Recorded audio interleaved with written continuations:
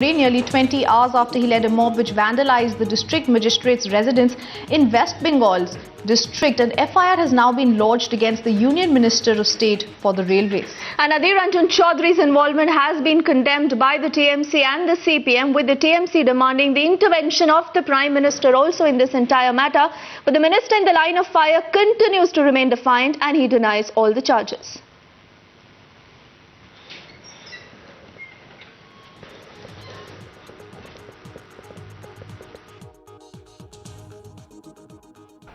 It is well expected that case would have been registered against me, and I am very courageously telling you that I do care for it, because over the decades we are involved here in opposition politics, and insofar as Bengal is concerned, during the earlier regime also I have faced number of implicated charges against me, and yesterday also everybody witnessed the role played by me. I was trying to pacify the irate mob to avert any untoward incident, and it was appreciated lavishly by the local officials, and I took all the risks to prevent the mob from doing any untoward incident. And if after doing this kind of job I am implicated, I am happily going to accept it. I do care for it. See, it is not a political vendetta. If you trying to blow the situation out of proportion, that is up to you. I cannot comply with your observation. I beg to differ with the comment made by you. There is no political vendetta. Political vendetta has nothing to do with it. It was simply a sheer dishonor that was posed against us.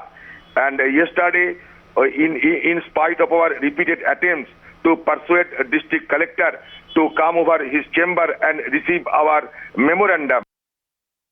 This is not new thing for Adhir Chaudhary to do all these illegal things like vandalism and hooliganism in the district and attack. Basically, it was provoked by Adhir Chaudhary, and he led the group. And you will see in the footage that he was going with the RPF force in civil uniform. This is very serious act, and I should want to draw the attention of Honorable Prime Minister that one of the minister is doing all these activities in his own district. And I will request Election Commission. There is a by-election in the constituency of Adhir Chaudhary itself on 24th February. Election Commission should debar him from entering the district as well as the constituency, which is going to poll on 24th February. I have not taken the full view of what Mr. Chaudhary has done. I think he has made a statement himself that he has not led any, he was in a peaceful protest. I think we will talk to him and see what the position was. Whatever might be the cause for such a thing, it should be condemned.